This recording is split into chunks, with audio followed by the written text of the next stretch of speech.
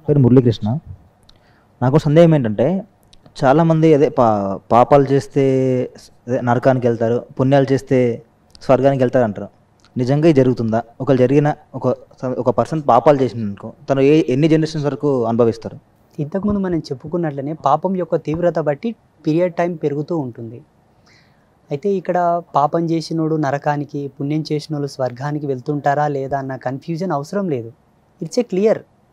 భూమి ఆవిర్భావం చెంది మానవునికి విజ్ఞానం వికసితమైనప్పటి నుండి శాస్త్ర సిద్ధాంత లిఖితమైనప్పటి నుంచి చెబుతూనే వచ్చారు, తప్పు చేయకండప్ప శిక్షల పాలవుతారు, నరకం కోతారని.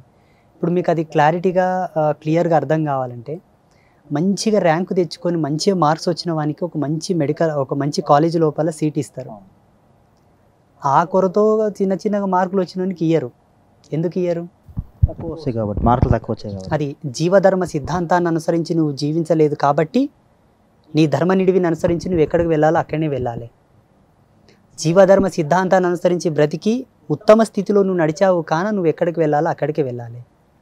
అది ఈ టైం సిస్టమ్ డిసైడ్ చేస్తుంది. కాలధర్మ సిద్ధాంతం, ఈ కాలానికి ఒక సిస్టమ్ ఉంటుంది, ఒక రూల్ ఆఫ్, ఆ రూల్ మెయింటెనెన్స్ చేస్తుంది దీని అంతని కూడా. సో ఇక్కడ ఏంటంటే ప్రతి జీవుడు కూడా ధర్మానికి తల వంచి ధర్మానికి అనుగుణంగా బ్రతకగలిగితే నరకం అనేది భూలోకానికి పరిచయం అవ్వదు. ఇక్కడ అది మనకు రాదు కూడా. నడవలేదు కాబట్టి నరకం మనకు పరిచయం అయింది. ఇప్పుడు ఉదాహరణకి ఏ హత్యలు, ఏ నేరాలు, ఏ దొంగతనాలు చేయకుంటే జైలుతో ఆయనకి ఏ సంబంధం లేదు. ఒక వ్యక్తి జైలుకి వెళ్ళాడు అంటే తప్పు చేయడం వల్లనే వెళ్ళాడు కదా. తప్పు చేయకపోతే జైలుకి ఆయనకు సంబంధమే లేదు కదా. చక్కగా ఇంట్లోనే జీవించవచ్చు, భార్య పిల్లలతో ఆరోగ్యంగా మంచిగా. అలాగే జీవుడు తప్పు చేశాడనే నరకానికి వెళ్తున్నాడు, చేయకపోతే పోడు కదా. ఒకవేళ తనకి ఈ శరీరం ఉన్నంత వరకు శరీరం మీద భయంకరమైన పాపాలు చేశాడు అనుకోండి, 7 జన్మల వరకు ఎంటాడుతుంది ఆ పాపం, వదిలిపెట్టదు. ఎన్ని పూజలు చేసినా వదిలిపెట్టదు. చాలామంది అంటూ ఉంటారు, అదే ఈ జన్మలు చేసిన ఇదే జన్మలో తాకితే పాపాలు ఉంటారు, అది నిజం అంటారా? 100%. ఆ పాపం యొక్క ఉన్నతిని, ఆ స్థితిని బట్టి అవి తగులుతూ ఉంటాయి. అన్ని పాపాలు ఇదే జన్మలో అనుభవించాలని లేదు, అన్ని పాపాలు వేరే జన్మలో కూడా జనరేట్ అవుతాయని లేదు. అది పాపం యొక్క తీవ్రత, ఆ స్థితిని బట్టి. చూడండి, గోహత్య, బ్రాహ్మణ హత్య, సాధు హత్య మహాపాపం, ఎన్ని జన్మలకైనా అవి తీరవు. అట్ ద సేమ్ గో నింద, బ్రాహ్మణ నింద, సాధువు నింద, కన్న తల్లి నింద, తోబుట్టు అయిన చెల్లెలి నింద, ఈ 5 మందిని నిందించడం, తూలనాడడం, వ్యంగ్యంగా మాట్లాడడం, దురుసుగా ప్రవర్తించడం, వాళ్ళను కొట్టినా తిట్టినా ఏ వంకగా వాళ్ళతో అసభ్యకరంగా ప్రవర్తించినా అది ఈ జన్మలోనే తగులుతుంది. ఇవి ప్రమాణాలు. దైవనింద చేసిన, శివభక్తులను, విష్ణు భక్తులను అవమానించినా కూడా వాళ్ళ పాటికి వాళ్ళు భక్తులు అయింటారండి. మీకేం పని వాళ్ళని నిందించడం, వాళ్ళని హేయంగా మాట్లాడడం, నింద చేయడం, అవి ఈ జన్మలోనే అనుభవించాలి. మరికొన్ని పాపాలు ఎలా ఉంటాయంటే, ఈ జన్మకు ఈ స్థితికి ఆవరణం కాక ఉత్తర జన్మకు అవి బాగా నిలబడి ఉంటాయి, నోరు తెరుచుకొని నిలబడి ఉంటాయి, పట్టుకోవడానికి రెడీగా ఉంటాయి. ఉత్తర జన్మ అంటే now you are the bachelor. పెళ్ళయిందా? ఓకే, సారీ, పెళ్ళి కాలేదు, తెలుసో తెలియక అన్నాను. ఓకే, ఈ జన్మతో ఈ బాడీ ఆఫ్ స్ట్రక్చర్ తోటి నువ్వు ఏదైనా పాపం చేసావు అనుకోండి, ఆ ఆరా అంతా నీ పైన ఉంటుంది, ఆ జీవకళ. ఈ కళతో నువ్వు పిల్లల్ని కన్నావు అనుకోండి, నీ యొక్క శేషము నీ భార్య గర్భమునందు ప్రవేశించి బయటకు వస్తా చూసావా, అది అక్కడి నుంచి కూడా ఆ పాప అంకురం వస్తూ ఉంటుందన్నమాట. 100%. ఇంతో అంతో నువ్వు చేసింది డిపాజిట్ అవుతుంది నీ పిల్లలకు, బ్యాంక్ బ్యాలెన్స్ డిపాజిట్ అయినట్టు. అందుకేనండి మన సనాతన ధర్మంలో క్లియర్ కట్ ఒకటే ఉన్నది, ఎక్కడ పుష్కరాలు వచ్చినాయంటే వెళ్ళి స్నానం చేయండి. ఏ నదికి పుష్కరాలు వచ్చినాయంటే వెళ్ళి స్నానం చేయండి. ఎక్కడ ఒక మహాయాగం జరుగుతుందంటే వెళ్ళి దర్శనం చేసుకోండి. ఎక్కడ సమీపంలో పుణ్యక్షేత్రం ఉందంటే వెళ్ళి దర్శనం చేసుకోండి. ఒక పుణ్యతీర్థంబు ప్రవహిస్తున్నది అంటే వెళ్ళి స్నానం చేయండి. ఇవన్నీ కూడా జన్మ ఉత్థాన పదమునకు సోపాన మార్గాలు. ఋషులు ఎంత కష్టపడి ఎంత దర్శనాలు తీసుకొని మన కోసం పెట్టారో అన్నీ చేసి పెట్టారు, కానీ అనుభవించడానికే మనకు చేతనవట్ల. మళ్ళీ పాపాలు, దోషాలు, కర్మలు అన్నీ ఉన్నాయి మనకు. అంటే అవి సందర్శనం చేత మనం చేసినటువంటి పాపాలు పోతాయండి? 100%. ఇప్పుడు ఒక వస్తువును రోడ్డు మీద వాడేస్తే దుమ్ము ధూళి ఆవరిస్తుంది, దాన్ని కిచెన్లోకి తెచ్చి కడిగితే పోదంటారా? పోతుంది కదా. ప్రాణం లేని వస్తువే శుద్ధి అయ్యేటప్పుడు ఇన్ని జీవకళలతో నిర్మాణమైన ఈ దేహము, అందున్న భగవంతుడు, అతని కేంద్రకంగా నడిచే ఉచ్ఛ్వాస నిశ్వాసలు ఇంతటి కుండలిని ప్రాయోపవేశము ఎలా శుద్ధి కాదు చెప్పండి? అవుతుందా కదా? 100%. మనం చేసుకోవట్లా, అనుభవించడంలా. ఎన్ని ఇచ్చారు మనకు వేద విజ్ఞానం లోపల భారతీయ ఋషులు. అబ్బా, ఈ ఈ ఈ సృష్టి అంత ఇట్లే అంతమై మళ్ళా పునరుత్థానమైనా కూడా ఇంతటి అద్భుతాలు జరుగుతాయో జరగవో. స్వామి, చాలా అంటే ఒక్కొక్కసారి ఆ దేవి దేవతల అనుగ్రహం అనేది ఎన్నో రకాలుగా అనుకుంటుంది. మీకు కలిగినటువంటి నిదర్శనాలు మాకేమైనా కొన్ని వివరిస్తారా? ఏ విధంగా అమ్మవారు మీతో పలికారు? యోగి యొక్క తన దర్శనాలను, తన యొక్క అనుభవాలను మీరు ఇంతవరకు వేరే గురువుల యొక్క అనుభవాలు విని ఉంటారు. అట్ ద సేమ్ అలాగే నన్ను అడుగుతున్నారు. ఇవి గుప్త రహస్యాలు. అంటే ఇట్లా కెమెరాల ముందు చెప్పడం అంత సమంజసం కాదు. ఇలా చెప్పడం అనే కోణం ఎలా ఉంటుందంటే, అనేక మంది దీన్ని చూస్తారు. వాళ్ళు ఏ అవస్థలు ఉండి చూస్తారో.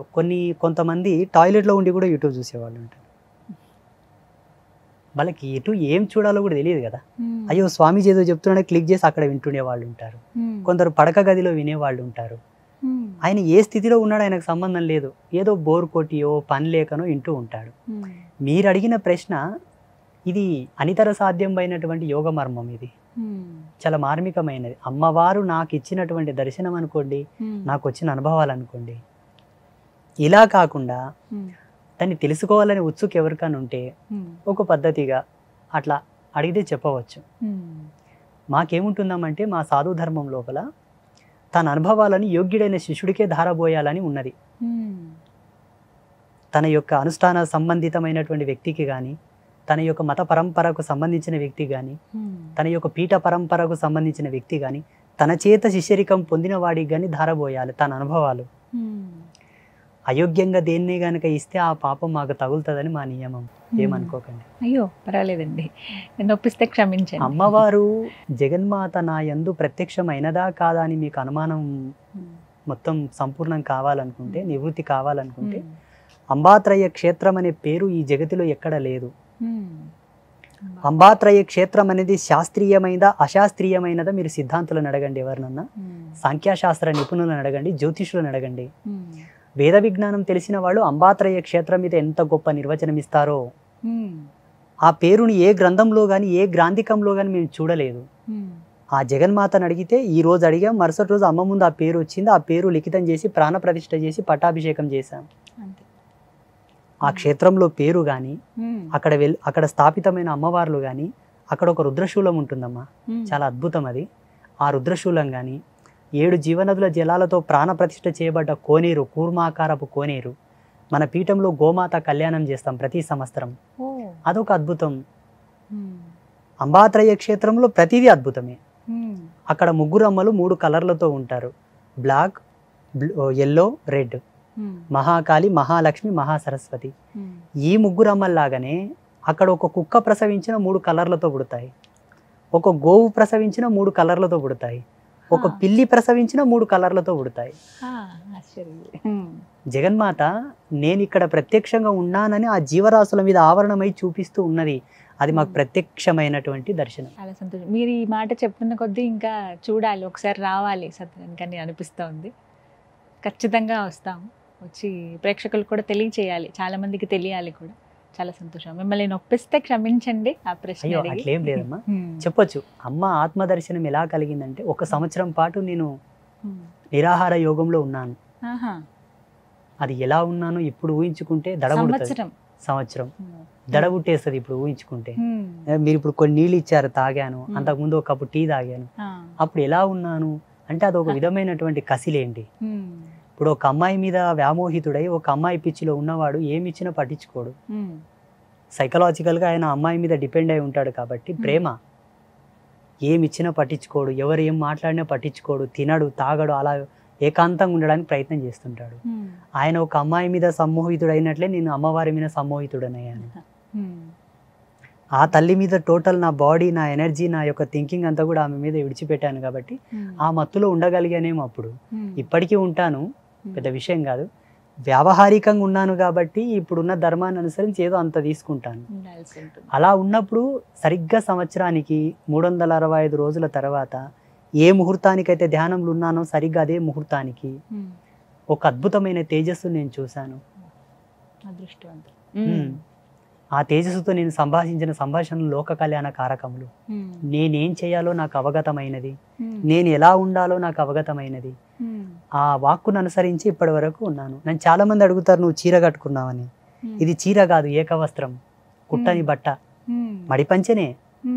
జగన్మాత యొక్క దీక్ష నియమావళిని అనుసరించి కుంకుమ కలర్ పంచె కట్టాలి కాబట్టి అరుణకాంతి, అరుణవర్ణం, ఎర్రవర్ణం. నా అలంకారము, నా శిఖాబంధనము అంతా కూడా అమ్మ యొక్క ప్రసాదితం, అమ్మ యొక్క వాణి. అమ్మ చెప్పినట్టుగానే మీరున్నారు. అమ్మ చెప్పకపోయినా నాకు అనుభవాలు వచ్చినాయంటే కూడా భగవత్ ప్రసాదితమే కదా. అవును. ఒక వ్యక్తికి ఒక ఆలోచన వచ్చిందంటే జ్ఞానం ఎందే ఉత్పన్నం అవ్వాలి. దీనికి కేంద్రకం మహాసరస్వతి. ఆమె అనుగ్రహం ఉంటే తప్ప ఇది పనిచేయదు. మెంటల్గా మనం డిస్టర్బ్ అవుతున్నామంటే ఆ సరస్వతి యొక్క అనుగ్రహం తగ్గినట్టు లెక్క. సైకలాజికల్గా ఆయన పిచ్చి పిచ్చి చేష్టలు చేస్తున్నాడు అంటే తప్పకుండా సరస్వతి శక్తిపాతం చేసి ఆయన మంచిగా అవుతాడు. శక్తిగా లేడు, దృఢంగా లేడు, అంగవైకల్యంతో ఉన్నాడంటే మహాకాళి శక్తిపాతం చేయాలి. ధన సంపత్తులతో ఆయన కొంచెం ఇబ్బంది పడుతున్నాడంటే లక్ష్మీ శక్తిపాతం చేయాలి.